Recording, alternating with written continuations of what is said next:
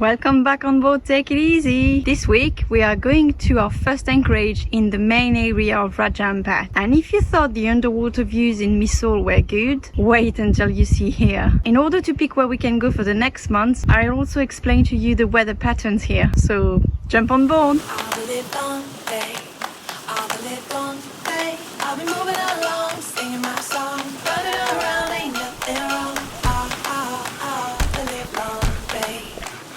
I said, the live long day.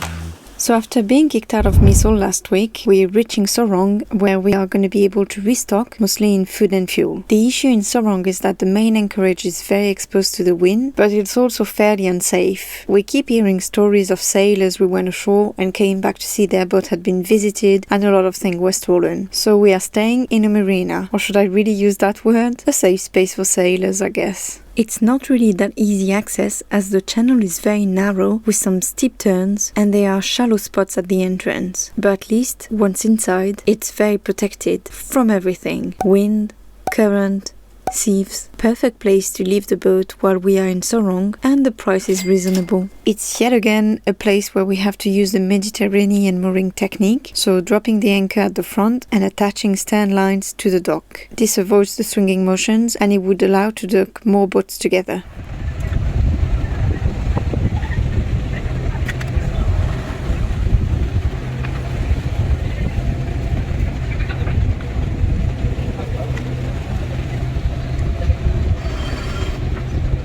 We have finally restocked everything, so we went to the supermarket, to the market as well to get fresh fruit and vegetables, and we even bought some fuel, so we are all ready to go and cruise around. So where are we going, Captain?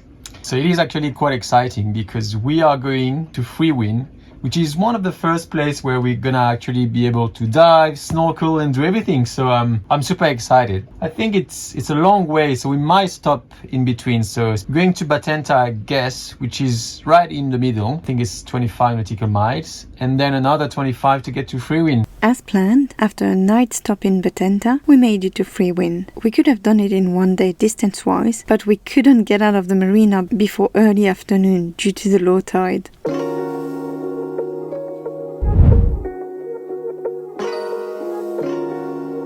It's the first day where we have perfect conditions, as in there is no wind at all. Downside to that, we had to motor our entire way here, but I mean, I'd motor all day long if it's to be here in those conditions. So I think it's time to jump in the water, isn't it?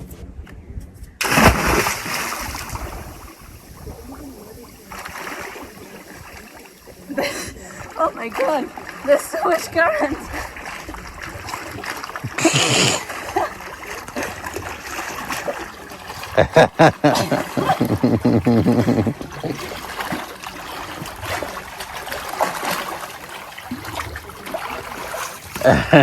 You've got it.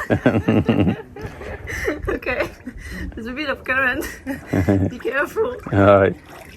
What time is it? It's time to explore this beautiful reef. Let's go. Getting ready for what?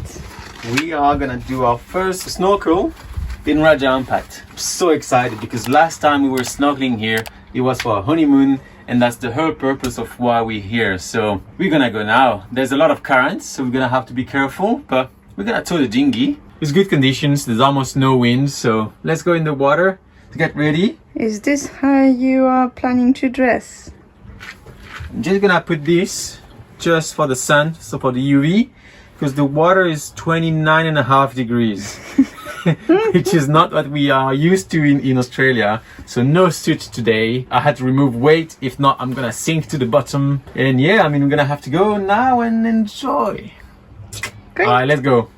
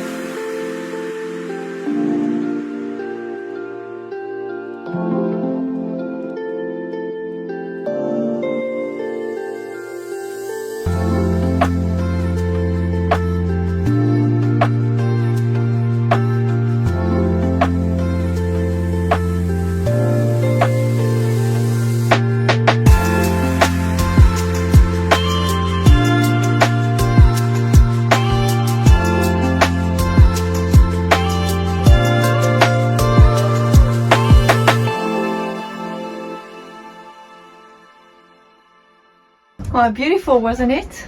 Although we can tell we are at the end of the strong wind season, not only because, well, the wind is getting weaker, but mostly because the plankton in the water is reducing the visibility slightly. But that means mantas will be around soon. Yay! Anyways, love that snorkel, and there are still so many areas on this reef that we want to explore. I think next we'll go for a spearfishing session because apparently we are allowed here. I mean, Jan will try. I'll be enjoying the reef as he battles against the fish. We've also found a diving center not far from here, so we'll contact them to see if they have any space to take us diving with them. And there are so many dive sites around here that we wouldn't be able to access on our own, so finding a dive center with reasonable prices is a blessing. But before that, let's do another session on this reef, spearfishing this time.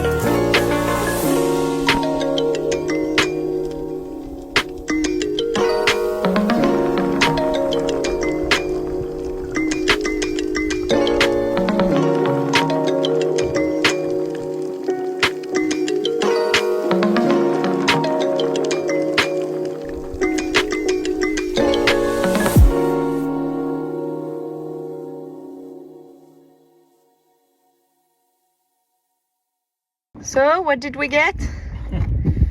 We got nothing. We looked around and we saw many fish, but they're all too small. I know here in Indonesia they take the small fish, but no, we don't. Yeah, because I don't know, if you don't let them grow, then you're gonna have to catch a lot of small fish to get enough food for everyone. So for us, we don't take the small fish, we only take the decent size. So here in Indonesia they do overfish, which is a shame. Overfishing is indeed one of the big problems in Indonesia. The fisheries here are pulling out fish and other marine species faster than this population can replenish themselves, leading them to harvest even fish that have not yet reached mature size, which in turn is disrupting the natural balance of the marine ecosystem. And all of that to meet market demand. But that's a big topic, so we'll get into the details in a future video.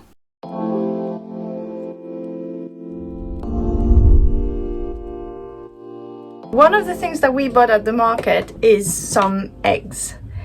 I'm sure it's fine because Sorong is a big city, but sometimes we go to very small cities or small villages and we buy eggs there. And the problem is that they have the eggs standing in the sun for like hours a day. They don't stand the eggs like we do in Australia or Europe or anything. There's no way to know how long ago they've been laid. And also there's no way to know if they haven't been fertilized. And believe me, a fertilized egg is not something you want to crack open. So anyways, I've got 2 tests that I need to run on all of the eggs before I put them away. All you need to do is drop it in a jug of water, and if it starts floating, then it's rotten. If it sinks at the bottom, then it's still fresh and you can still eat it. So that's test number 1. And then the second test, what you need to do essentially is get in the dark and shine a light on the shell, and you're going to start seeing inside. And if you see what resembles blood vessels, then it's been fertilized and you do not want to crack it open. Done that once and a bloody egg is not something pleasant to see. That's it. On this batch, I only had to throw away one that was not fully rotten, but starting to, so not take any risks and it went overboard, and I can put the rest of them in the fridge.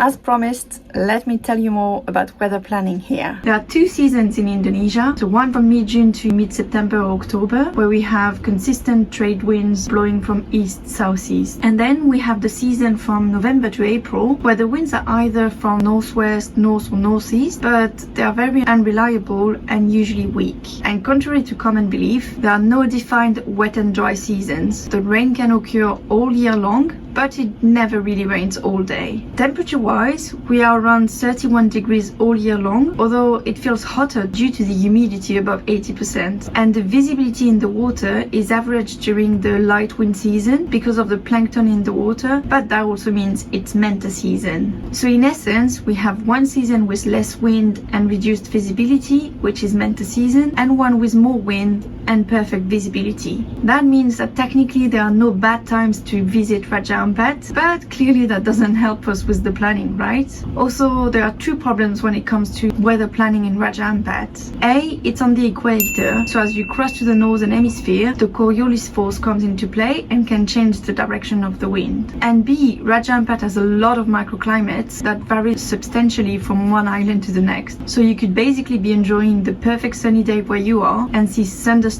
a few kilometers away from you. Okay, so at the moment where we are filming this, we are still in the east-southeast season, which means stronger winds, so we can't just go anywhere. We have to seek anchorages that offer some sort of protection. Apparently, the region called the Dampier Strait is sheltered, so a good option for now. We could also potentially go to the north and cross the equator, as a place like Wayag offer protected options, but then we run the risk of being stuck there, as we might struggle to come back south against the wind. And we have to be back in Sorong in a month to renew our visas. So the plan is mostly to explore Gam Island. We will stop in Friwin first, and if we are lucky and there's not too much wind, we'll stop at Erbarek, where the anchorage isn't really protected, but that's fairly unlikely to be honest. Then we'll go to Yengelo, moving on to Pef, which is a private resort, and from there we'll likely go to Kabwe and see if we can go through the Kabwe passage to do a circumnavigation, and then head back to Sorong for our visas, I guess. Sounds like a plan? Let us know in the comment if you would have done it differently. If you like the video,